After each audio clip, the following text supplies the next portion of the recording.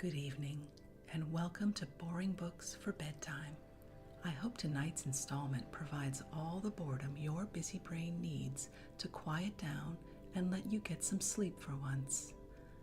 So lie back, adjust your volume, take a nice deep breath, and off we go.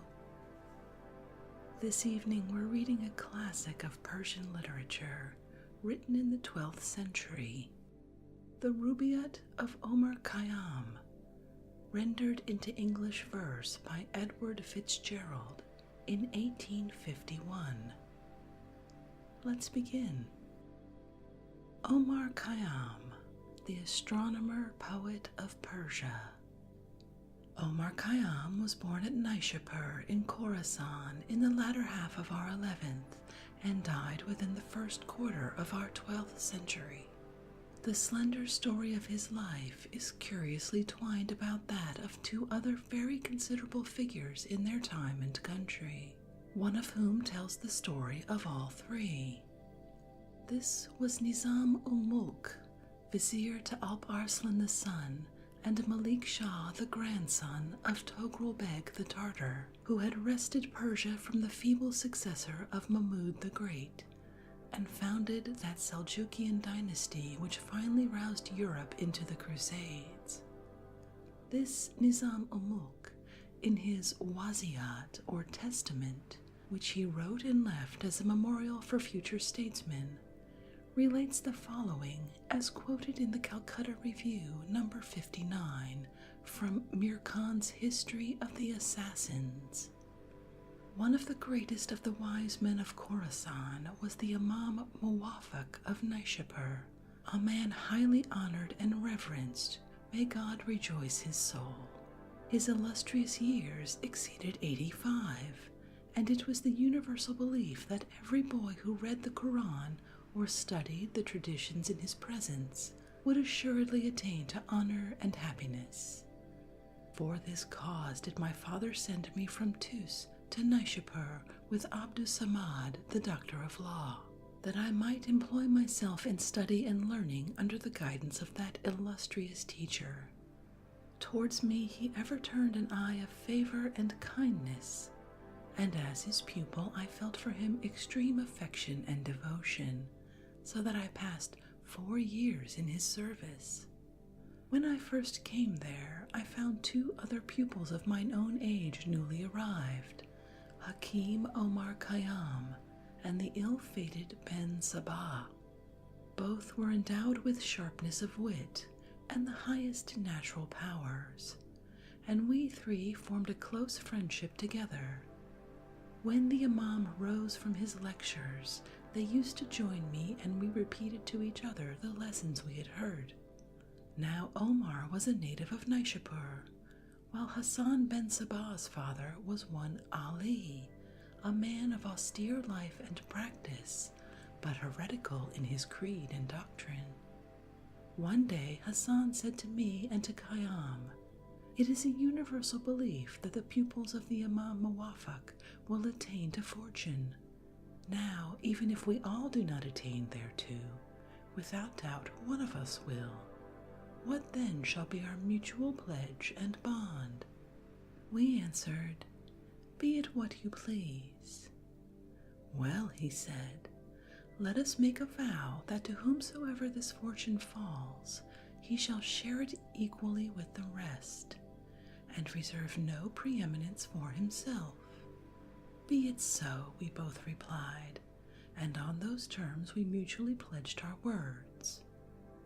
Years rolled on, and I went from Khorasan to Transoxiana, and wandered from Ghazni to Kabul, and when I returned, I was invested with office, and rose to be administrator of affairs during the Sultanate of Sultan Alp Arslan. He goes on to state that years passed by, and both his old school friends found him out, and came and claimed a share of his good fortune, according to the school day vow.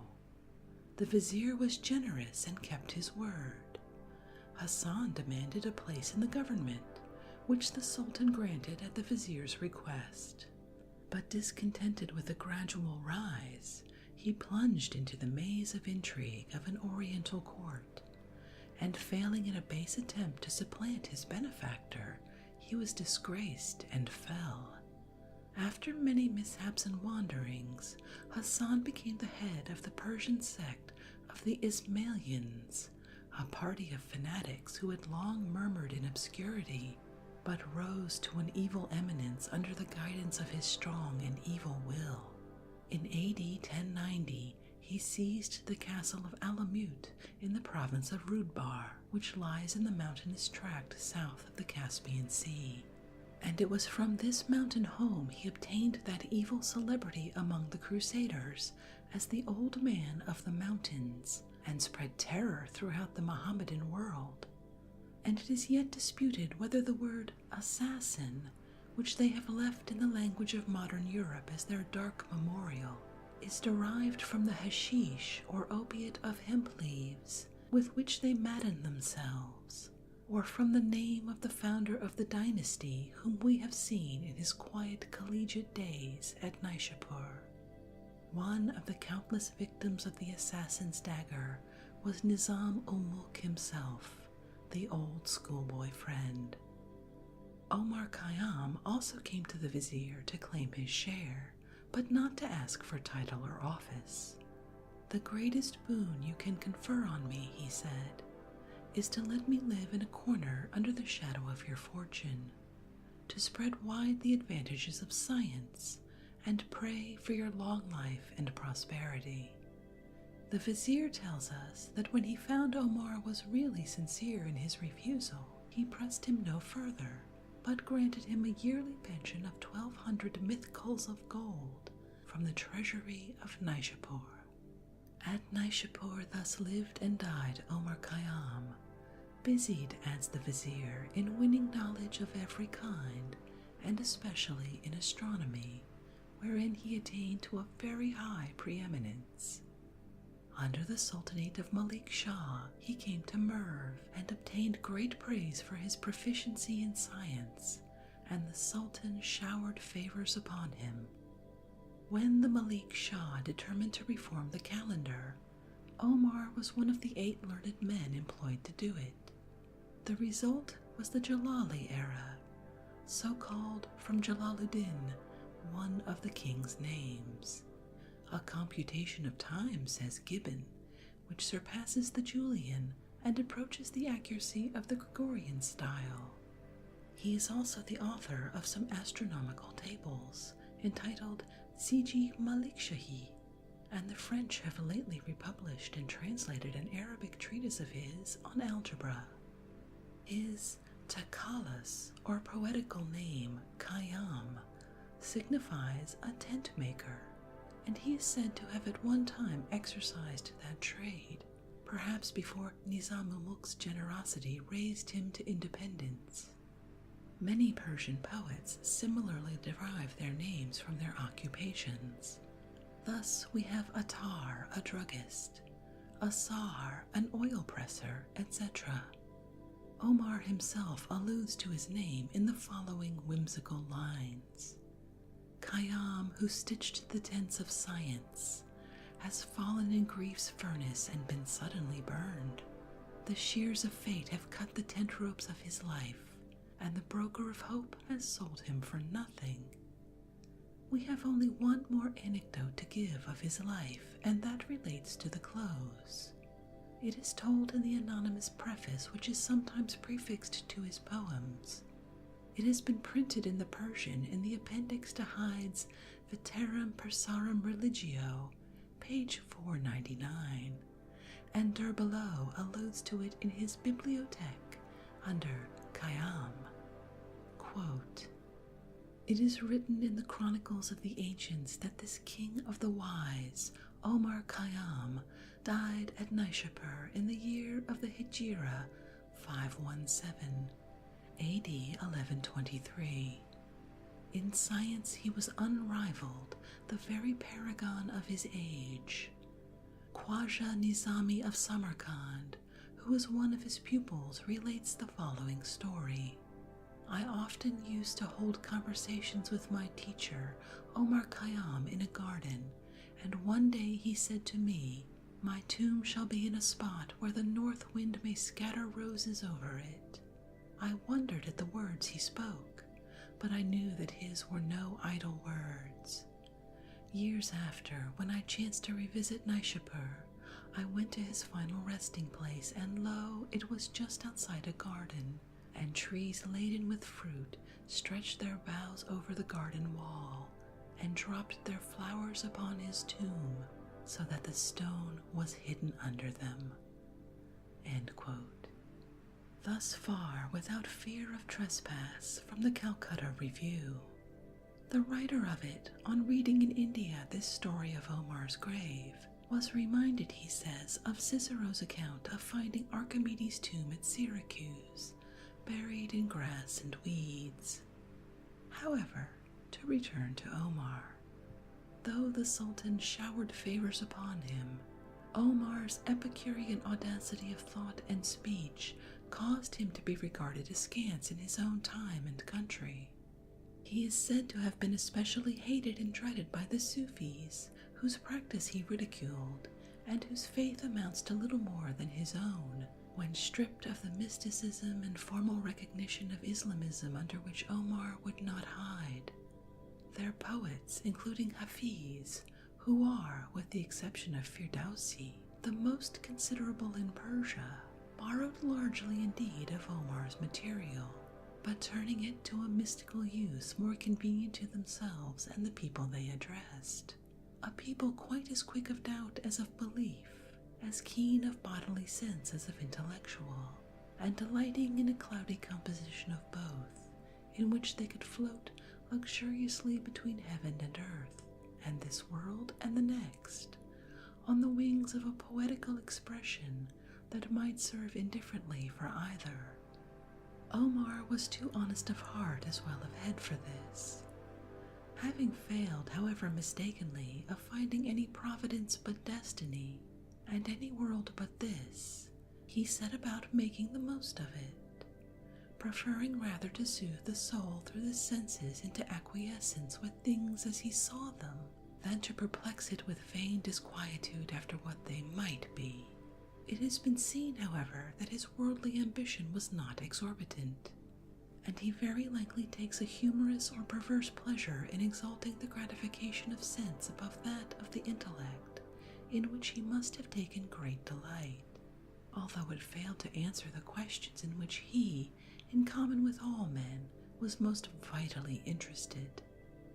For whatever reason, however, Omar, as before said, has never been popular in his own country, and therefore must have been but scantily transmitted abroad. The manuscripts of his poems, mutilated beyond the average causalities of Oriental transcription, are so rare in the East as scarce to have reached westward at all, in spite of all the acquisitions of arms and science. There is no copy at the India House, none at the Bibliothèque Nationale of Paris. We know but one in England, number 140 of the Ousley manuscript at the Bodleian, written at Shiraz, A.D. 1460. This contains but 158 Rubaiyat. One in the Asiatic Society's library at Calcutta, of which we have a copy, contains, and yet incomplete, 516, though swelled to that by all kinds of repetition and corruption. So von Hammer speaks of his copy as containing about 200, while Dr. Springer catalogues the Lucknow manuscript at double that number.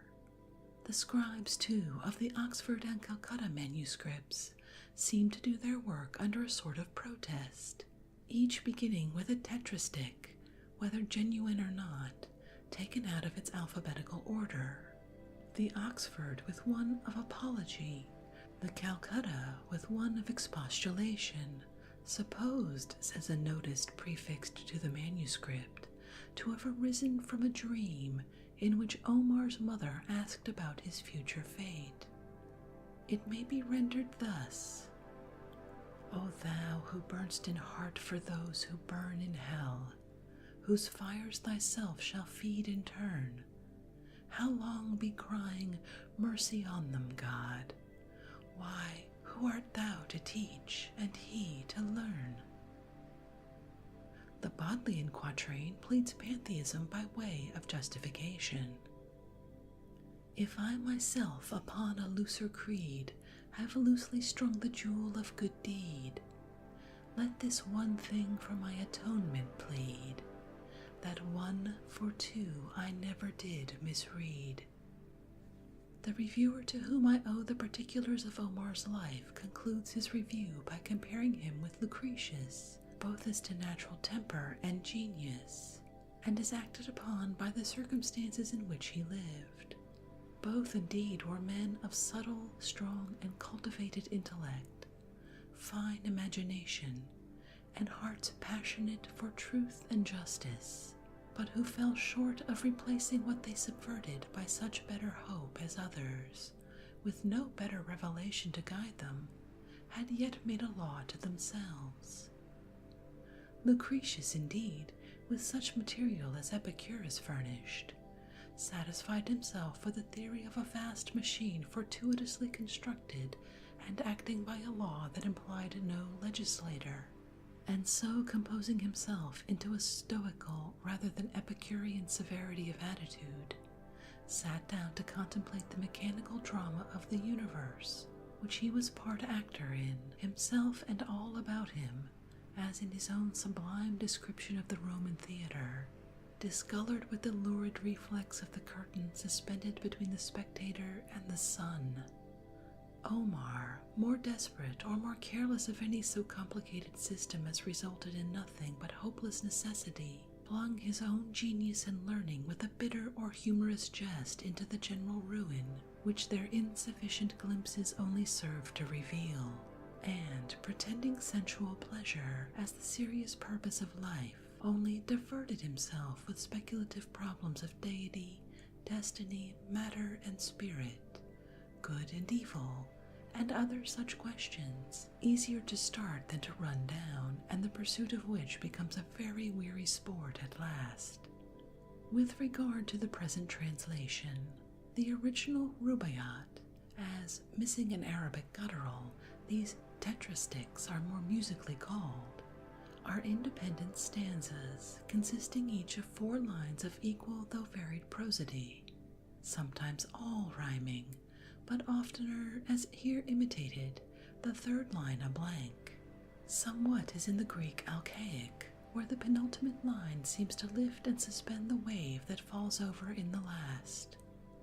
As usual with such kind of oriental verse, the Rubaiyat follow one another according to alphabetic rhyme, a strange succession of grave and gay.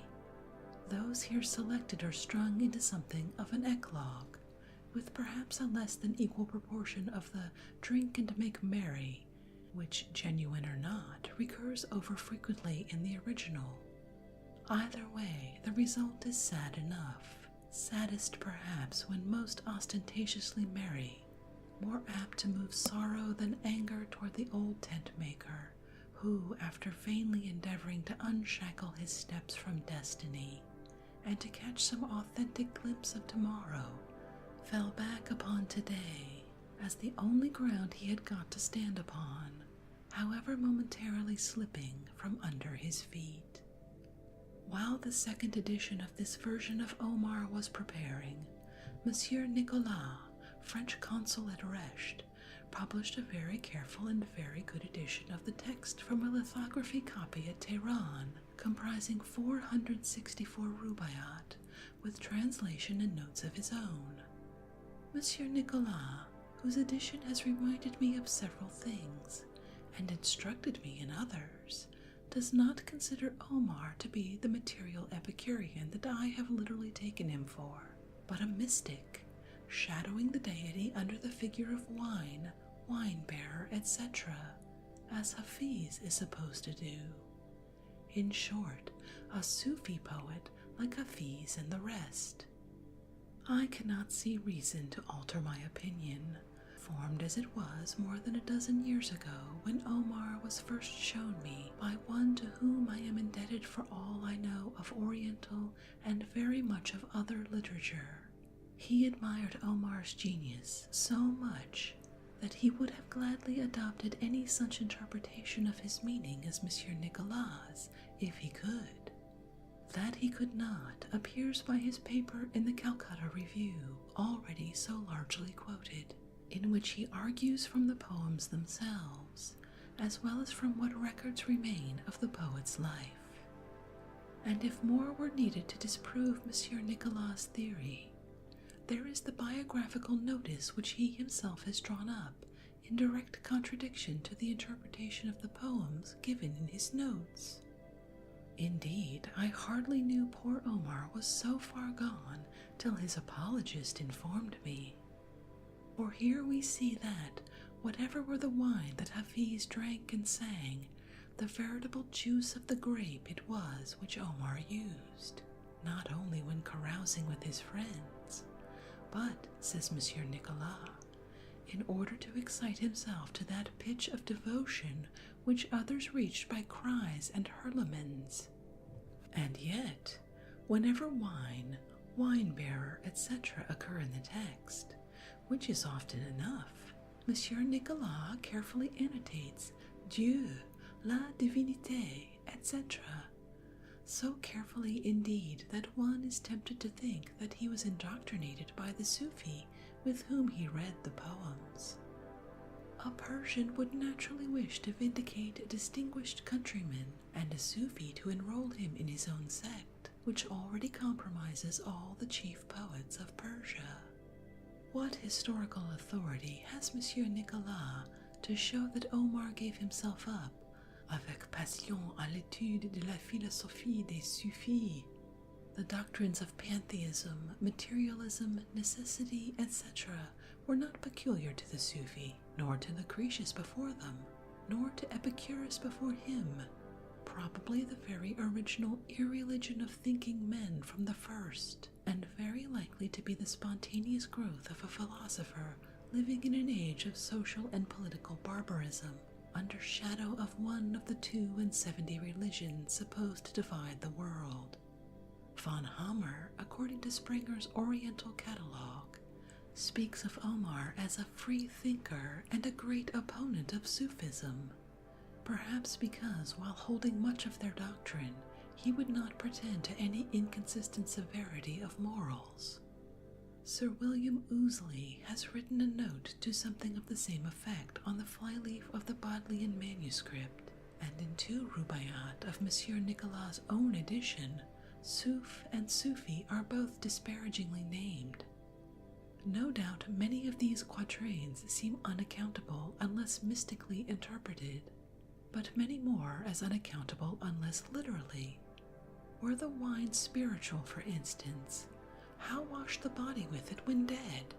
Why make cups of the dead clay to be filled with la divinité by some succeeding mystic?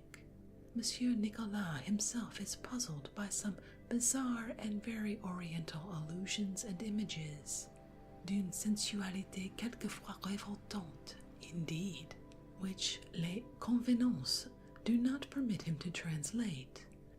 No doubt also many of the quatrains in the Tehran, as in the Calcutta copies, are spurious, such Rubaiyat being the common form of epigram in Persia. But this at best tells as much one way as another. Nay, the Sufi, who may be considered the scholar and men of letters in Persia, would be far more likely than the careless epicure to interpolate what favors his own view of the poet. I observe that very few of the more mystical quatrains are in the Bodleian manuscript, which must be one of the oldest, as dated at Shiraz, A.D. 1460. And this, I think, especially distinguishes Omar. I cannot help calling him by his, no, not Christian, but familiar name, from all other Persian poets. That whereas with them the poet is lost in his song, the man in allegory and abstraction, we seem to have the man, the bonhomme, Omar himself, with all his humors and passions, as frankly before us as if we were really at table with him after the wine had gone round. I must say that I, for one, never wholly believed in the mysticism of Hafiz, It does not appear there was any danger in holding and singing Sufi pantheism, so long as the poet made his salam to Muhammad at the beginning and end of his song. Under such conditions, Jalaluddin, Jami, Attar, and others sang, using wine and beauty indeed as images to illustrate, not as a mask to hide, the divinity they were celebrating. Much more so when, as some think with Hafiz and Omar, the abstract is not only likened to, but identified with the sensual image. Hazardous, if not to the devotee himself, yet to his weaker brethren, and worse for the profane in proportion as the devotion of the initiated grew warmer. And all for what? To be tantalized with images of sensual enjoyment, which must be renounced if one would approximate a god, who, according to the doctrine, is sensual matter as well as spirit, and into whose universe one expects unconsciously to merge after death, without hope of any posthumous beatitude in another world to compensate for all one's self-denial in this.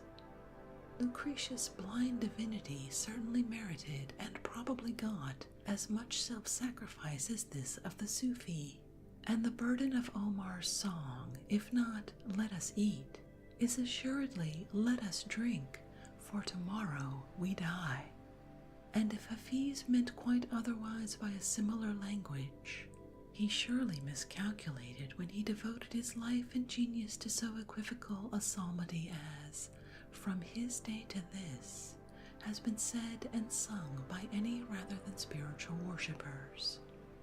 However, as there is some traditional presumption, and certainly the opinion of some learned men, in favor of Omar's being a Sufi, and even something of a saint, those who please may so interpret his wine and cup-bearer. On the other hand, as there is far more historical certainty of his being a philosopher, of scientific insight and ability far beyond that of the age and country he lived in, of such moderate worldly ambition as becomes a philosopher, and such moderate wants as rarely satisfy a debauchee, other readers may be content to believe with me that while the wine Omar celebrates is simply the juice of the grape, he bragged more than he drank of it, in very defiance perhaps of that spiritual wine which left its votaries sunk in hypocrisy or disgust. The Rubaiyat of Omar Khayyam, the first edition of the translation. 1. Awake, for morning in the bowl of night has flung the stone that puts the stars to flight, and lo, the hunter of the east has caught the sultan's turret in a noose of light. 2. Dreaming when dawn's left hand was in the sky, I heard a voice within the tavern cry, "Awake, my little ones, and fill the cup, before life's liquor in its cup be dry." 3. And as the cock crew, those who stood before the tavern shouted, "Open then the door!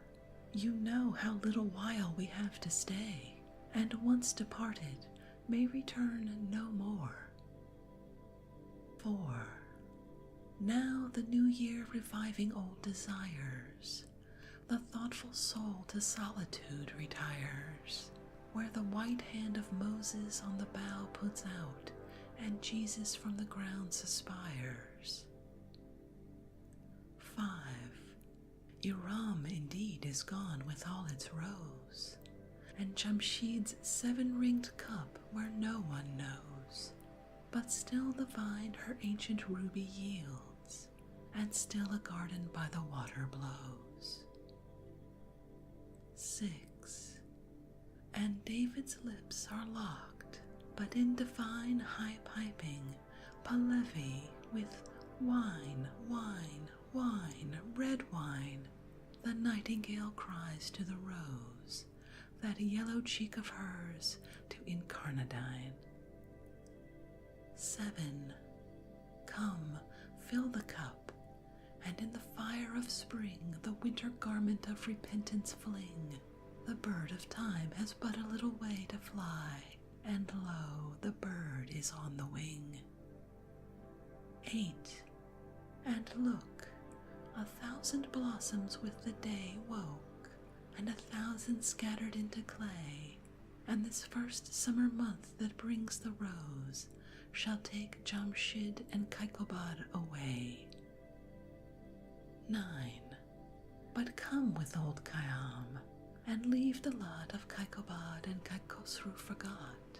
Let Rustum lay about him as he will, or Hatim Tai cry supper, heed them not. 10. With me along some strip of herbage strown, that just divides the desert from the sown, where name of slave and sultan scarce is known, and pity Sultan Mahmud on his throne. 11. Here with a loaf of bread, beneath the bough, a flask of wine, a book of verse, and thou beside me singing in the wilderness, and wilderness is paradise enow. 12. How sweet is mortal sovereignty, think some, others how blessed the paradise to come. Ah, take the cash in hand and wave the rest. Oh, the brave music of a distant drum. 13. Look to the rose that blows about us. Lo, laughing, she says, into the world I blow. At once the silken tassel of my purse tear, and its treasure on the garden throw. 14. The worldly hope men set their hearts upon turns ashes or it prospers, and anon like snow upon the desert's dusty face, lighting a little hour or two, is gone. 15. And those who husbanded the golden grain, and those who flung it to the winds like rain, alike to know such aureate earth are turned, as buried once men want dug up again. 16. Think in this battered caravanserai, whose doorways are alternate night and day, how sultan after sultan with his pomp abode his hour or two, and went his way. 17. They say the lion and the lizard keep the courts where Jamshid gloried and drank deep, and Bahram, that great hunter, the wild ass stamps o'er his head, and he lies fast asleep. 18.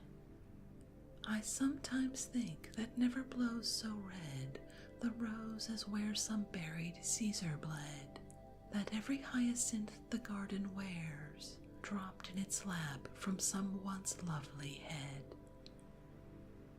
19. And this delightful herb whose tender green fledges the river's lip on which we lean, ah, lean upon it lightly, for who knows from what once lovely lip it springs unseen. 20. Ah, my beloved, fill the cup that clears today of past regrets and future fears. Tomorrow, why tomorrow I may be myself with yesterday's 7,000 years. 21. Lo, some we loved, the loveliest and the best that time and fate of all their vintage pressed, have drunk their cup a round or two before, and one by one crept silently to rest. 22. And we that now make merry in the room they left, and summer dresses in new bloom, ourselves must we beneath the couch of earth descend, ourselves to make a couch, for whom? 23. Ah, make the most of what we yet may spend, before we too into the dust descend, dust into dust and under dust to lie, sans wine, sans song, sans singer, and sans end. 24. alike for those who for today prepare, and those that after a tomorrow stare. A muezzin from the tower of darkness cries, "Fools, your reward is neither here nor there." 25. Why all the saints and sages who discussed of the two worlds so learnedly are thrust like foolish prophets forth. Their words to scorn are scattered, and their mouths are stopped with dust. 26. O come with old Khayyam and leave the wise to talk. One thing is certain, that life flies. One thing is certain, and the rest is lies. The flower that once has blown forever dies. 27. Myself when young did eagerly frequent doctor and saint, and heard great argument about it and about, but evermore came out by the same door as in I went. 28. With them the seed of wisdom did I sow, and with my own hand labored it to grow, and this was all the harvest that I reaped. I came like water, and like wind I go. 29. Into this universe, and why not knowing, nor whence like water willy-nilly flowing, and out of it as wind along the waste, I know not whither, willy-nilly blowing. 30. What without asking, hither hurried whence, and without asking, whither hurried hence? Another and another cup to drown the memory of this impertinence. 31. Up from earth's center through the seventh gate I rose, and on the throne of Saturn sate, and many knots unraveled by the road, but not the knot of human death and fate. 32. There was a door to which I found no key. There was a veil past which I could not see. Some little talk a while of me and thee there seemed, and then no more of thee and me. 33. Then to the rolling heaven itself I cried, asking what lamp had destiny to guide her little children stumbling in the dark. A blind understanding, heaven replied. 34. Then to this earthen bowl did I adjourn, my lip the secret well of life to learn, and lip to lip it murmured, while you live, drink, for once dead you never shall return. 35. I think the vessel that with fugitive articulation answered once did live and merry make, and the cold lip I kissed, how many kisses might it take and give? 36. For in the marketplace, one dusk of day, I watched the potter thumping his wet clay, and with its all obliterated tongue it murmured, "Gently, brother, gently pray." 37. Ah, fill the cup. What boots it to repeat how time is slipping underneath our feet? Unborn tomorrow and dead yesterday, why fret about them if today be sweet? 38. One moment in annihilation's waste, one moment of the well of life to taste. The stars are setting, and the caravan starts for the dawn of nothing. Oh, make haste. 39.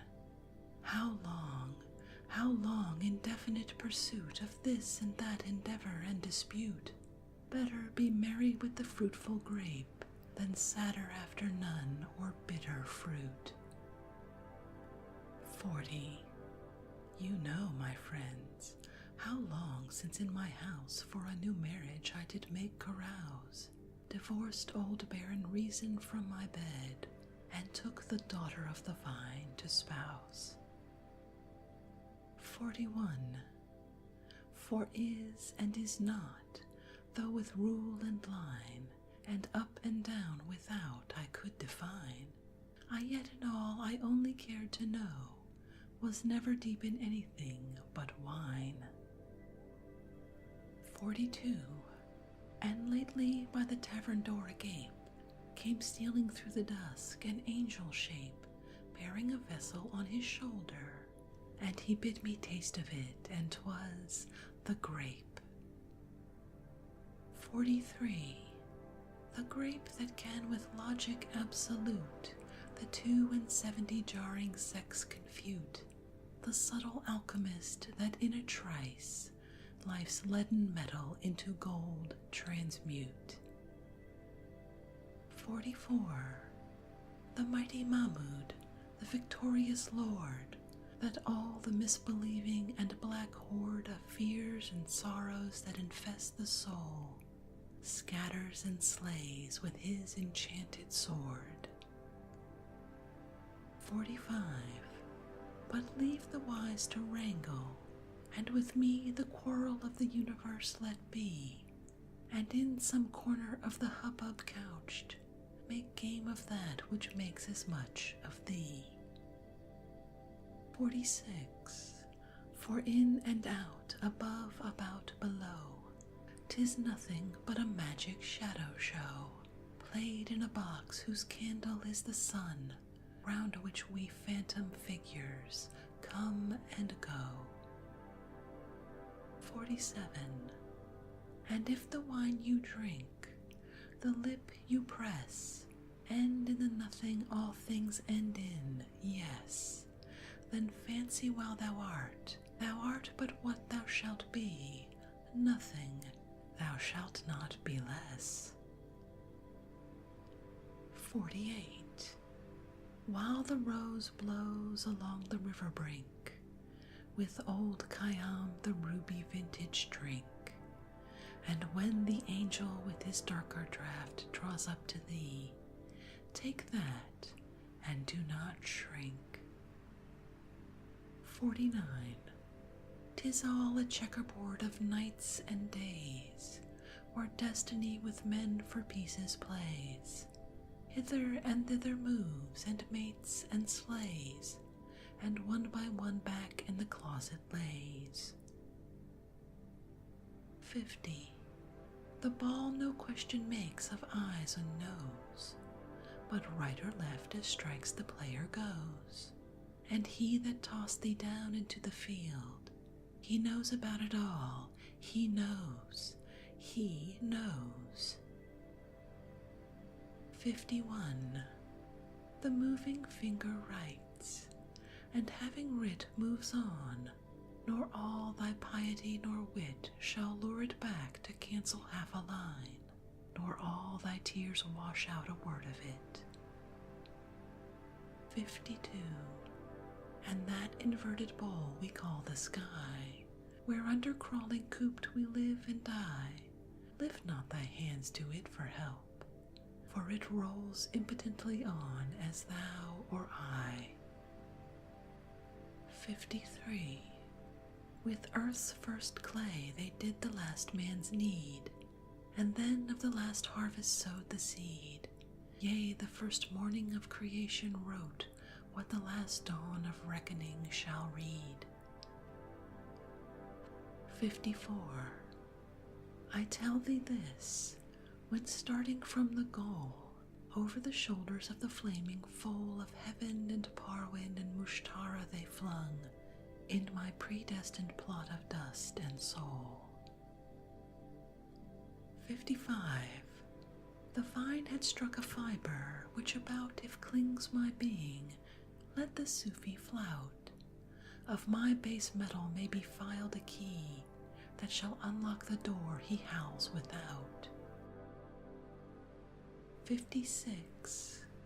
And this I know, whether the one true light kindle to love or wrath consume me quite, one glimpse of it within the tavern caught, better than in the temple lost outright. 57. O thou who didst with pitfall and with gin beset the road I was to wander in, thou wilt not with predestination round enmesh me and impute my fall to sin. 58. O thou who man of baser earth didst make, and who with Eden didst devise the snake, for all the sin wherewith the face of man is blackened, man's forgiveness give and take. 59. Listen again. One evening at the close of Ramadan, ere the better moon arose, in that old potter's shop I stood alone, with the clay population round in rows. 60. And strange to tell, among the earthen lot, some could articulate while others not. And suddenly one more impatient cried, Who is the potter, pray, and who the pot? 61. Then said another, Surely not in vain my substance from the common earth was taken, that he who subtly wrought me into shape could stamp me back to common earth again. 62. Another said, Why ne'er a peevish boy would break the bowl from which he drank in joy? Shall he that made the vessel in pure love and fancy in an after rage destroy? 63. None answered this, but after silence spake a vessel of a more ungainly make. They sneer at me for leaning all awry. What? Did the hand then of the potter shake? 64. Said one, Folks of a surly tapster tell, and daub his visage with the smoke of hell. They talk of some strict testing of us. Pish, he's a good fellow, and 'twill all be well. 65. Then said another with a long-drawn sigh, My clay with long oblivion is gone dry, but fill me with the old familiar juice. Methinks I might recover by and by. 66. So while the vessels one by one were speaking, one spied the little crescent all were seeking, and then they jogged each other, Brother, brother, hark to the porter's shoulder knot a-creaking. 67. Ah, would the grape my fading life provide, and wash my body whence the life has died, and in a winding sheet of fine leaf wrapped, so bury me by some sweet garden side. 68. That even my buried ashes such a snare of perfume shall fling up into the air, as not a true believer passing by, but shall be overtaken unaware. 69. Indeed, the idols I have loved so long have done my credit in men's eye much wrong, have drowned my honor in a shallow cup, and sold my reputation for a song. 70. Indeed, indeed, repentance oft before I swore, but was I sober when I swore? And then came spring, and rose in hand, my threadbare penitence a pieces tore. 71. And much as wine has played the infidel, and robbed me of my robe of honor, well, I often wonder what the vintners buy, one half so precious as the goods they sell. 77. Alas, that spring should vanish with the rose, that youth's sweet-scented manuscript should close, the nightingale that in the branches sang, ah, whence and whither flown again, who knows? 73. Ah, love, could thou and I with fate conspire to grasp this sorry scheme of things entire, would not we shatter it to bits, and then remolded nearer to the heart's desire. 74. Ah, moon of my delight, who knowest no wane, the moon of heaven is rising once again. How oft hereafter rising shall she look through this same garden after me, in vain. 75.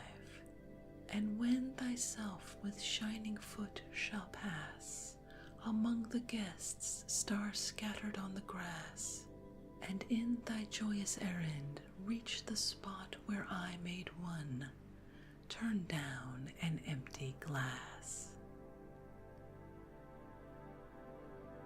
And with that, we've reached the end of the Rubaiyat of Omar Khayyam, as rendered into English verse by Edward Fitzgerald.